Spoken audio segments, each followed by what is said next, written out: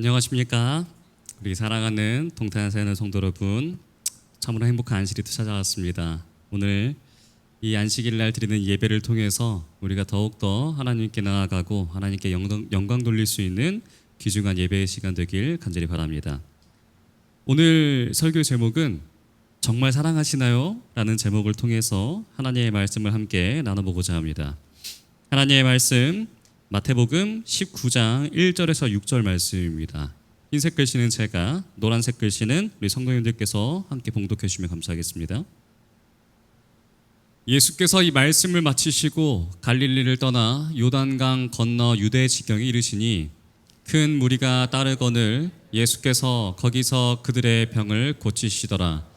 바리새인들이 예수께 나와 그를 시험하여 이르되 사람이 어떤 이유가 있으면 그 아내를 버리는 것이 옳으니이까. 예수께서 대답하여 이르시되 사람을 지으시니가 본래 그들을 남자와 여자로 지으시고 말씀하시기를 그러므로 사람이 그 부모를 떠나서 아내에게 합하여 그 둘이 한 몸이 될지니라 하신 것을 읽지 못하였느냐. 그런즉 이 둘이 아니요 한 몸이니 그러므로 하나님이 짝지어 주신 것을 사람이 나누지 못할지니라 하시니. 오늘 설교의 본문인 마태복음 19장을 보통 사람들은 이혼에 관한 말씀이라고 이야기를 합니다. 또 소제목들이 있는 성경책들을 우리가 함께 살펴본다면은 거기에도 이혼에 대한 가르침이라고 표시되어 있는 성경책들이 좀 많이 있습니다. 그런데 과연 이 마태복음 19장이 이혼에 관련된 내용일까요? 우리는 이곳에 집중해 볼 필요가 있습니다. 지금 마태는 왕이신 예수님을 선포하고 있습니다. 그래서 예수님이 왕 되시는 나라, 바로 천국 하늘나라가 무엇인지 계속해서 우리에게 말씀해 주시고 계시고 있습니다. 또 그 나라의 통치 원리가 무엇인지 또 우리에게 알려주고 계셨죠. 그 통치 원리가 무엇이었습니까? 바로 힘 있는 자가 힘 없는 자를 박해하지 않는 나라, 그리고 도리어 힘 없는 자가 힘 있는 자보다 높임을 받는 곳이 하늘나라, 하나님의 나라임을 우리가 함께 배울 수 있었습니다. 우리가 18장에서는 예수님은 그 당시에 가장 힘없고 약한 이 어린아이들, 그 당시에 버려진 고아들이 참 많았음을 우리가 알 수 있었습니다. 그런데 그 아이 한 명 한 명이 얼마나 가치가 있고 또 그들의 생명이 얼마나 소중한 것인지를 예수님께서 이 18장을 통해서 강조하시지 않으셨습니까? 그래서 이 18장과 이어지는 이 19장의 이 내용도 이혼에 관련된 내용이 사실은 아니라고 볼 수 있는 것이겠죠. 그 흐름대로 따라간다면요. 도리어 하나님 나라에서 약자인 여성과 특별히 버림받은 이 여성들, 또 이혼당한 여성들, 바로 과부들에 대한 이야기입니다. 이 과부의 가치가 어떤 것인지를 알려주는 내용이 바로 오늘의 본문의 내용입니다. 그 당시 사람들이 가장 비참하게 생각하고 또 가치 없게 여기던 이 고아와 과부들, 그들에 대한 이야기를 예수님께서는 지금 계속해서 말씀하고 계십니다. 그래서 18장에는 고아에 대한 이야기를 하셨습니다. 다시 한번 살펴볼까요? 18장 3절입니다. 너희가 돌이켜 어린아이들과 같이 되지 아니하면 결탄코 천국에 들어가지 못하리라. 즉 너희가 이 어린아이의 가치를 모르고 함부로 대하고 이 힘으로 이들을 누르면 너희들은 천국에 들어가지 못한다. 천국은 그런 것이 아니다 라고 말씀하십니다. 이어서 4절입니다. 그러므로 누구든지 이 어린아이와 같이 자기를 낮추는 사람이 천국에서 큰 자니라. 이 어린아이 한 명, 이 버리진 이 아이, 이 아이처럼 자신의 비천함을 인정하는 사람, 자신의 약함을 인정하고 하나님 앞에서 이 심령이 가난한 사람들이 천국에서 큰 자라고 예수님께서 말씀하십니다. 또 10절에 삼가 이 작은 자 중에 하나도 없인 여기지 말라. 너희에게 말하노니 그들의 천사들이 하늘에서 하늘에 계신 내 아버지의 얼굴을 항상 배우느니라. 이 작은 자 중에 하나, 고아와 과부, 그 당시에 많은 사람들이 힘없고 비참하게 여기던 그 부류들이 실제로는 업신여김을 받을 존재가 아니라는 것이겠죠. 그러면서 이렇게 말씀하셨죠. 그들은 아버지의 얼굴을 항상 배울 수 있다. 이 말은 하나님과 그들이 가깝다라는 뜻입니다. 하나님이 그들을 항상 지켜보신다는 것이겠죠. 그들의 아버지이신 하나님이 그들의 일거수일투족을 관심을 가지시고 바라보시기 때문에 그들은 결코 함부로 대할 수 있는 존재들이 아니었습니다. 오늘도 마찬가지입니다. 이혼당한 여인들, 버림당한 여인들의 이야기입니다.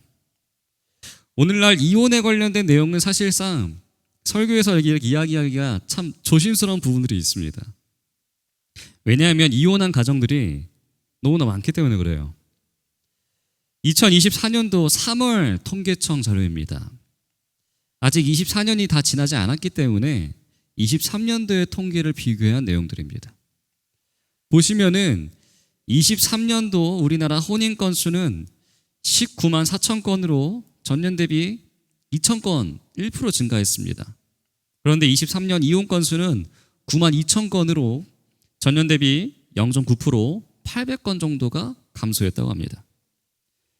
이 22년도와 비교했을 때는 비교적 나아지는 방향으로 흘러가는 것처럼 보입니다. 그러나 19년 이전과 비교했을 때는 혼인 비율은 큰 폭으로 감소하는 중이지만 이혼 비율은 큰 폭의 변화가 없는 것으로 보입니다. 평균적으로 한 20만 건 정도가 결혼을 했고 9만 건 정도가 이혼을 했으니까 결혼하는 가정의 45% 정도가 지금 이혼한다라는 그런 현실을 보여주고 있는 자료입니다. 그러니까 두 가정이 결혼하면은 한 가정은 거의 이혼하는 추세라는 것이겠죠. 또 결혼한 부부 전체의 5쌍 중에 한 쌍이 재혼하는 가정이라고 합니다. 남녀 모두 초혼인 비율은 77%, 그리고 남녀 둘 중 하나라도 재혼하는 경우는 22%, 또 결혼하는 이 부부 5쌍 중에 한 쌍은 재혼하는 가정이라고 조사가 되었습니다. 그만큼 우리 주변에 이혼 가정이 너무나 많아졌고 또 군대 입대하는 장병들 가운데서도 한부모 가정인 그런 비율이 굉장히 많이 차지하고 있다는 것이 오늘날의 현실이라는 것이겠죠. 그만큼 이혼 가정이 너무나 흔해졌고 이혼이 과연 옳으냐 그르냐 이것을 논하기가 정말 어려운 시대가 되었습니다. 이혼이라는 것에 있어서 정말 어떠한 너무나 많은 사유가 생기게 되었고 각자 환경이 다르기 때문에 이혼이 맞느냐 틀리냐를 따질 수 있는 상황이 이제는 아니라는 것이겠죠. 그럼 여기서 과연 이혼에 대해 예수님께서 말씀하신 것이 아니라 인권에 대해 하나님 나라의 통치 원리에 대해 예수님께서 우리에게 어떻게 말씀하고 계시는지를 우리가 다시 한번 주목해 볼 필요가 있는 것 같습니다. 본문의 말씀입니다. 19장 1절에서 2절입니다. 예수께서 이 말씀을 마치시고 갈릴리를 떠나 요단강 건너 유대 지경에 이르시니 큰 무리가 따르거늘 예수께서 거기서 그들의 병을 고치시더라. 예수님은 항상 말씀을 하시고 복음을 전파하시기 위해 여기저기 옮겨 다니십니다. 그리고 그럴 때마다 정말 많은 무리들이 예수님을 따라다니게 됩니다. 그 이유가 무엇입니까? 병 고침을 얻기 위해서. 그런데 우리는 예수님의 행동에 주목해야 할 필요가 있습니다. 예수님은 그러한 무리들을 버려두시는 분이 아니시에요. 예수님은 이들을 무시하지 않으십니다. 이 무리들은 예수님께 마음을 빼앗긴 제자들이 아니었습니다. 무리들은 그냥 예수님이 하시는 놀라운 일들만 구하는 존재들이었습니다. 예수님께 무엇인가를 얻기만 바라는 사람들이었다는 것이죠. 그러나 예수님은 그들을 물리치지 않으시고 도리어 그들의 병을 고쳐주셨던 분입니다. 예수님은 어리석은 백성들을 무시하지 않으셨고 그들을 혼내거나 돌려보내시지 않으셨습니다. 왜냐하면 그 한 영혼 한 영혼들이 다 하늘나라에서 중요한 한 영혼들이기 때문입니다. 우리는 예수님의 이러한 부분들을 본받아야 합니다. 제가 이전 교회 봉사했을 때 금요일 저녁 예배에만 정말 가끔씩 나와서 예배를 드리시는 분이 계셨습니다. 근데 일반적인 분은 아니셨고 노숙자이셨습니다. 매번 교회에 오실 때마다 이 도르가 헌금의 일부를 이제 매번 받아가시면서 이제 교회를 나가셨던 분이셨는데 제가 그분을 최대한 가까이 할 수 있길 또 사랑할 수 있기를 기도하고 노력했습니다. 그런데 어느 날 이분이 목욕을 못 하셨는지 정말 옆에 있기 힘들 정도의 그런 악취를 풍기시면서 이제 교회에 오신 적도 있으셨습니다. 참 목회자로서 너무나 부끄럽지만 그럴 때마다 그런 분들을 사랑할 수 있는 마음을 구했던 저의 기도와는 너무나 다른 행동을 보이고 있던 저의 모습이 떠오르게 됩니다. 하지만 우리의 왕 대신 예수님은 오히려 그들을 품으시고 사랑하셨다는 분이라는 그 사실이 이 말씀을 통해서 나타날 수 있다는 것이죠. 예수님의 영혼을 사랑하는 마음을 우리도 이 시간 닮아가는 우리가 되길 간절히 바랍니다. 이런 나약하고 연약한 무리들 가운데 다른 그룹들이 있었습니다. 3절입니다. 바리새인들이 예수께 나와 그를 시험하여 이르되 사람이 어떤 이유가 있으면 그 아내를 버리는 것이 옳으니이까. 바리새인들은 항상 예수님께 나오는 이유가 있습니다. 바로 예수님을 시험하기 위해 예수님을 시험에서 넘어지고 빠뜨리기 위해서 따라오는 것입니다. 이런 사람들이 사실 오늘날 우리 주변에도 너무나 많습니다. 우린 예수님께 마음을 빼앗기고 그분을 따르는 제자들입니다. 그런데 정말 내가 예수님을 내 인생의 가장 중요한 분으로 여기고 있는지 우리는 이 시간 돌아봐야 합니다. 왜냐하면 예수님을 따르는 사람들 중에 무리들도 많고 바리새인들처럼 시험하려고 하는 사람들이 있기 때문입니다. 시험한다라는 말은 자신이 옳다라는 것을 더 입증하려고 한다는 것이에요. 바리새인들도 똑같았습니다. 내가 옳고 예수님은 틀렸다. 내가 더 인정받고 존중받아야 한다는 것을 강조하고 중요하게 여겼던 사람들인 것이죠. 오늘날의 이 바리새인들과 같은 사람들도 동일한 사람들입니다. 내가 인정받고 더 존중받아야 함을 중요시하게 여기는 사람들. 예수님 앞에 나와서도 자신이 인정받기를 원하고 존중받기를 원하는 사람들은 사실 이 바리새인들과 같은 사람들이라는 것이겠죠. 그런데 우리 주변에는 그런 사람들이 종종 있다는 것입니다. 우리 가운데 이런 바리새인들이 되지 않길 이 시간 기도합니다.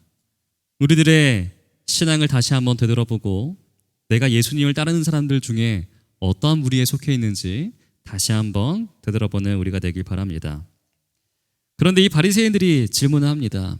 사람이 어떤 이유가 있으면 아내를 버리는 것이 옳으니까? 이 아내를 버리는 것, 오늘날로 따지면 무엇이죠? 이혼이죠, 이혼. 그런데 과연 이게 진짜 이혼일까요? 그렇지가 않습니다. 이혼은 남편과 아내가 서로의 그 사정 때문에 서로 합의하는 것입니다. 우리 서로 못 살겠다. 좋아서 함께 결혼했지만 이런 부분 때문에 함께 살 수가 없으니 우리 따로 살자라고 하는 것이 오늘날의 이혼이죠. 그런데 이 당시에는 어땠냐면은 합의 이혼이 없었습니다. 지극히 남성 우월주의적 시대였기 때문에 남자만이 숫자에 포함될 수 있었던 시대였고 인권이 있고 여자는 인권이 전혀 없었던 그런 시대였습니다. 그래서 남자가 아내를 버리는 것이 이 이혼의 내용이었습니다. 우리 사랑하시는 여성 동탄세안의 성도 여러분, 이해하실 수 있으십니까? 이 집사님께서 고개를 절레절레 이렇게 흔드셨습니다. 어떻게 남자가 사랑하는 아내를 그렇게 버릴 수가 있을까요? 그런데 이렇게 바리새인들이 말하는 것도 근거가 있는 내용이었습니다. 바로 신명기 24장 1절에 보시면은 이 모세의 율법에 아내를 버리는 것에 대한 내용이 있었습니다. 사람이 아내를 맞이하여 데려온 후에 그에게 수치되는 일이 있음을 발견하고 그를 기뻐하지 아니하면 이혼 증서를 써서 그의 손에 주고 그를 자기 집에서 내보낼 것이요. 이 말씀을 근거해서 이 바리새인들이 예수님께 나와 예수님, 모세도 이렇게 말하지 않았습니까? 라고 예수님한테 시험을 하게 됩니다. 남자가 아내를 맞아 데려왔는데 수치되는 일을 발견하게 됩니다. 그러면 그를 기뻐하지 아니하면 이혼 증서를 써서 그 손에 주고 자기 집으로 돌아가라고 하지 않았습니까? 이거 어떻게 해석해야 되나요? 이게 아내를 버리는 절차 아닙니까? 이 예수님 시대의 이 여성들의 인권들이 정말 그렇게 바닥을 치고 있었다면은 출애굽 시대에는 어땠을까요? 더했습니다. 그때는 이 정말 남편들이 아무런 이유와 근거 없이 함부로 이 아내들을 버리는 일들이 너무나 많았습니다. 그때는 내가 더 마음에 든 여자를 발견하게 되면 함께 살고 있는 그 아내를 버리고 이혼을 하고 그 여자에게 가버렸습니다. 그래서 모세는 너무하다. 적어도 아무 이유 없이 그러지 말자. 수치되는 일이 확실하게 너가 보았냐? 그렇다면 이혼 증서를 써서 그 손에 주고 가라는 것이었죠. 그냥 버리고 가는 것하고 이혼 증서라도 이게 손에 주고 써서 이게 손에 주고 가는 것, 이 차이가 얼마나 큽니까? 증서를 쓴다라는 그 의미, 그 증서를 쓰는 그 시간 가운데 어떠한 생각을 할 수 있었을까요? 그 자체가 한 번 더 고민해 보라는 뜻이었습니다. 이것이 맞는지 한 번 더 돌이킬 수 있는 기회를 줄 수 있다라는 것이었죠. 게다가 이혼 증서를 써서 그 여자의 손에 주고 가라고 합니다. 자, 한때 사랑했던 아내의 그 손에 이혼 증서를 딱 주고 가는 그 남편의 그 마음 어떠할까요? 애초에 이 아내를 버리고 가려고 했던 그런 악한 마음을 품고 있었던 사람이라면, 남자였다면은 말할 필요도 없지만 그럼에도 불구하고 일말의 양심이 있는 사람에게는 주저함이 있었겠죠. 또 진짜 여자에게 잘못이 있었다 하더라도 그 여자가 혹시나 후회하는 마음이 생기지 않을까, 뉘우칠 수 있는 마음이 생길 수도 있지 않을까라는 그러한 마음을 가지고 더 한번 뉘우칠 수 있는 기회를 주게 되었던 것입니다. 그리고 나서 그 여자를 자기 집으로 되돌려 보냈던 것이었죠. 이 정당한 절차를 거쳐서 정당한 이유가 있을 때에만 이혼할 수 있다라고 하나님께서는 모세에게 말씀해 주셨습니다. 그러나 당시 바리새인들은 이 말씀을 오해하며 살아갔습니다. 내가 마음대로 이혼 증서만 써준다면은 함부로 이혼할 수 있는 거 아닙니까? 함부로 아내를 버릴 수가 있다. 잘못 해석한 것이죠. 또 당시에 많은 학파들이 있었는데 이 샴마이 학파라는 학파가 있었습니다. 이들은 아내의 수치되는 일에 있어서 간음으로 해석했습니다.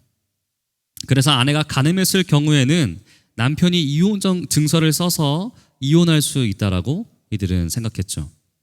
그런데 힐렐 학파라는 정말 남성들에게 많은 지지를 받고 있었던 학파가 있었습니다. 이들은 이 수치되는 일에 있어서 지극히 사소한 것 하나라도 다 포함시켰습니다. 남자가 부인보다 아름다운 여인에게 눈을 돌리는 것, 이거 누가 잘못한 거예요? 남자가 잘못한 거잖아요. 근데 여자에게 잘못한 게 있다. 여자한테 책임을 돌리는 거예요. 말이 안 됩니다. 또 아내에게 신체적인 장애가 있는 것도 다 여기에 포함시켰습니다. 정말 사소한 것은 이 사랑하는 아내가 밥을 하다가 어떻게 해요? 밥을 태울 수도 있죠. 가끔씩 실수해서. 근데 그 밥 태운 것에 있어서 수치되는 일이라고 이혼 증서를 쓸 수 있다라는 그러한 말도 안 되는 법칙을 또 부여했다는 것이겠죠. 게다가 머리카락이 추하거나 못난 경우에도 남자가 여자를 버릴 수 있다라고까지 여겼습니다. 말도 안 되죠? 정말 또 말이 안 되는 내용이 있습니다. 당시에는 남성들만이 이혼을 선언할 수가 있었습니다. 그러니까 모세가 이 남자들에게 이혼 증서를 쓰라고 왜 말했냐면은 이 당시에 남자들이 이 세 마디만 하면은 이혼할 수가 있었습니다. 이 세 마디는 나는 더 이상 내 남편이 아니다. 나는 내게서 갈라진다. 너는 나를 떠나라. 이 세 마디만 하면은 이혼이 성립되는 것이에요. 그러니까 얼마나 남자들은 편한 시대였고 얼마나 여성들은 억울하고 힘든 시대였을까요? 노동력을 착취당하고 또 애를 낳아주고 다 해줬더니 이 세 마디만 하면은 이혼이 성립되니 얼마나 그들의 그 마음이 슬펐겠습니까? 그래서 모세는 그러지 말라고 정당하게 어떤 일이 있었는지 사유를 써서 보여주고 자기 집으로 돌려보내라고 이렇게 말을 하게 된 것입니다. 그런데 당시의 남자들은 이러한 모든 사실들을 다 잊어버린 채 오해하며 살아가고 있었습니다. 그래서 바리새인들은 이것을 가지고 예수님을 시험합니다. 그 당시에 핍박받았던 여성들이 얼마나 많았습니까? 또 그러한 여성들이 얼마나 예수님을 따라다니며 또 그렇게 예수님께 바라지 않았겠습니까? 그래서 예수님이 그 여자들을 버리는 것이 옳다라고 말씀하신다면은 어떻게 돼요? 그 예수님을 따라가는 수많은 여성들이 다 예수님께 등을 돌리게 되겠죠. 혹시 여기에 계신 성도님들께서도 내가 그러한 일을 정당하게 말씀하시는 예수님이라면은 마음을 돌리실 분들이 계시지 않겠습니까?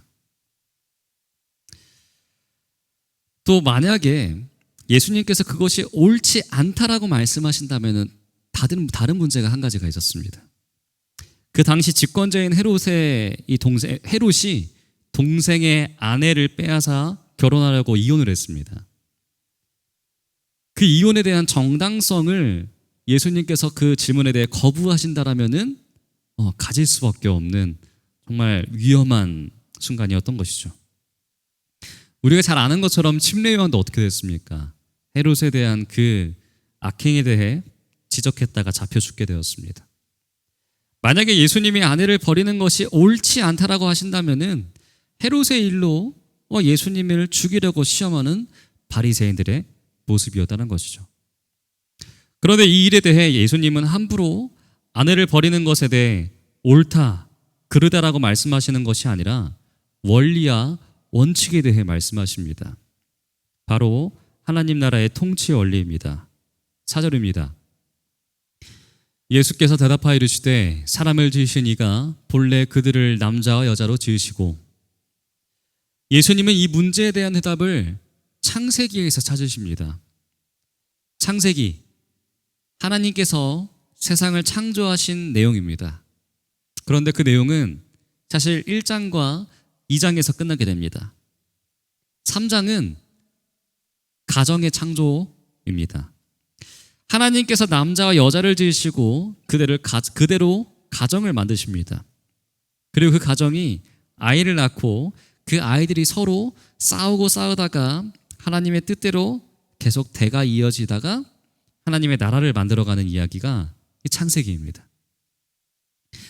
하나님이 남자와 여자로 사람을 지어주셨습니다. 이 두 사람이 서로 마음을 합하여 돕고 살아가도록 창조하셨죠. 그 내용에 대해 예수님께서 이 바리새인들에게 말씀하신 것입니다. 그리고 예수님의 말씀이 다음 이어집니다. 5절입니다. 말씀하시기를 그러므로 사람이 그 부모를 떠나서 아내에게 합하여 그 둘이 한 몸이 될지니라 하신 것을 읽지 못하였느냐. 너희가 바리새인이면은 이 말씀을 충분히 읽지 않았느냐. 창세기 2장 24절의 말씀을 그대로 인용하시면서 사람이 부모를 떠나서 아내에게 합하여 그 둘이 한 몸이 될지니라. 한 몸이 된다라는 것은 서로 다른 개체가 아니라는 것입니다. 한 몸이니까 아내를 사랑하는 것은 곧 나와 그 아내 한 몸을 사랑하는 것이고, 아내를 핍박하고 버리는 것은 아내와 나 한 몸인 그 모든 것을 핍박하고 버리는 것과 동일하다는 것이죠. 그러니까 아내는 내가 함부로 취하거나 버릴 수 있는 존재가 아니고, 이미 우리는 한 몸이다. 이미 하나님의 창조의 섭리 안에서 너희는 한 몸이 되었다라는 것이죠. 마지막 6절입니다. 그런즉 이제 둘이 아니요 한 몸이니 그러므로 하나님이 짝지어 주신 것을 사람이 나누지 못할지니라 하시니. 예수님은 지금 이혼에 관련된 말씀이 아니라 인권에 대한 말씀을 하고 계시는 것이라 제가 말씀을 드렸습니다. 함부로 아내를 버리고 함부로 장가를 가고 함부로 남편들이 아내를 취급하던 그 시대에 예수님은 정확하게 말씀하십니다. 하나님이 너희를 짝지어 주셨다. 그러니까 함부로 아내를 버리거나 내치는 것은 사람이 할 짓이 아니다. 예수님의 이 말씀은 합의 이혼에 관련된 내용이 아닙니다. 하늘나라는 서로 사랑하는 나라고 서로 겸손히 섬기는 나라라는 것을 보여주시는 내용입니다. 그 내용에 대해 18장과 19장을 통해 고아와 과부들의 권리와 가치에 대해 예수님은 계속해서 말씀하고 계셨다는 것을 우리는 알 수가 있습니다. 오늘날 이 고아와 과부들은 오늘날 우리 주변에 있는 소외된 이웃들과 동일합니다. 힘없는 자, 인정받지 못한 자, 혼자서 처절하고 외롭게 살아가는 자, 이 세상에서는 가치 없어 보이지만 또 가치 없게 여기는 사람들이지만 하나님의 나라에서는 그들을 가장 가치 있게 여겨주시다는 것이겠죠. 교회에 보내는 겉면 283페이지입니다. 오늘날 하나님께서는 사람들에게 저희가 저희의 이웃을 사랑하는지 그 여부를 보일 기회를 주신다. 하나님과 동료 인간을 진실로 사랑하는 자는 곤핍하고 고통을 당하며 상처를 입은 자들, 빈사 상태에 있는 자들에게 긍휼을 베푸시는 자이다. 하나님께서는 각 사람이 그 등한히 한 일을 보상하시고 창조주의 도덕적 형상을 인류 안에서 회복시키고자 힘쓰라고 요구하신다. 다른 사람들을 위한 이 사업은 노력과 자기 부정과 희생이 요구될 것이다. 그러나 하나님께서 그 독생자를 선물로 주심으로 우리를 위해 바치신 희생에 비교하면 우리가 바칠 수 있는 희생은 얼마나 미미한 것인가.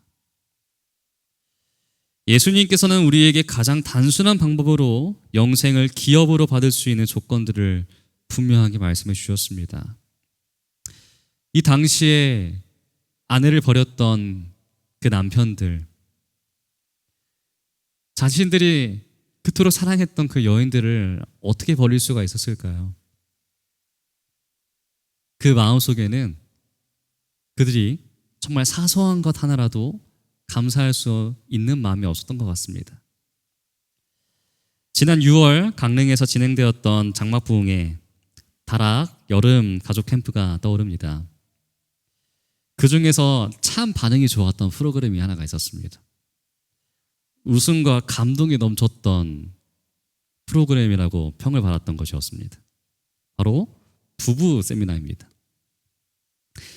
물론 저는 짝이 없었기 때문에 그 기쁨에 참여할 수 없었던 점이 참 아쉬웠습니다. 그런데 그 세미나를 하고 나서 참 많은 성도님들이 그 얼굴에 변화가 있는 것을 제가 보게 되었습니다. 서로 사랑하는 그 사랑이 넘치는 모습들이 너무나 아름답게 보이는 그 순간들이었죠.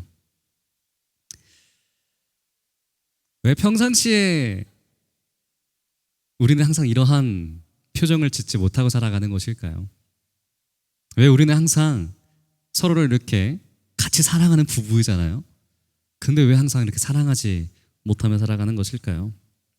그것은 아마 항상 가까이 있기 때문에 당연하게 여기는 부분들이 사실 정말 감사한 일들이라는 그 사실을 우리가 깨닫지 못하며 살아갈 때가 너무나 많기 때문이라는 생각이 됩니다.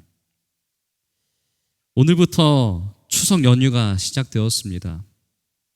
이번 기회를 통해 그동안 만나지 못했던 가족들을 만나고 사랑하는 사람들을, 이웃들을 만나는 연휴가 찾아왔습니다. 이 연휴가 그동안 신경 쓰지 못했던 주변의 사람들과 이웃들에게 우리가 받은 하나님의 사랑을 전할 수 있는 귀중한 시간이 되기를 간절히 바랍니다.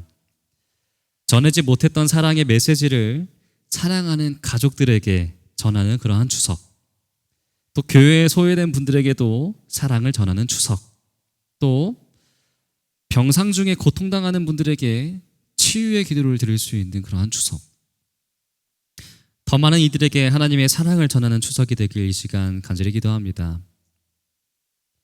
우리가 기억해야 할 것은 우리가 사랑을 전해야 되는 것, 우리가 하나님께 받은 그 사랑을 전해야 하는 사람들은 바로 고아와 과부들, 즉 오늘날 우리 주변에 있는 소외되고 사랑받지 못하고 힘이 없는 자들, 관심이 많이 필요한 사람들에게 우리는 사랑을 주어줘야 합니다. 정말 이번 기회를 통해 우리 스스로가 우리의 신앙을 다시 한번 되돌아보고 우리의 주변 가운데 정말 사소한 것 하나라도 너무나 당연하게 여겨서 감사함을 느끼지 못했던 부분들이 있지 않았는지, 그런 부분들을 살펴보시고 하나님께 받은 그 사랑을 더 많은 사람들에게 전할 수 있는 귀중한 시간 되길 간절히 바랍니다. 그리하여 더 많은 사람들이 하나님께 나아오고 그 가운데 하나님의 사랑과 천국을 경험하는 우리 모두가 되길 바라면서 오늘 말씀 마치도록 하겠습니다.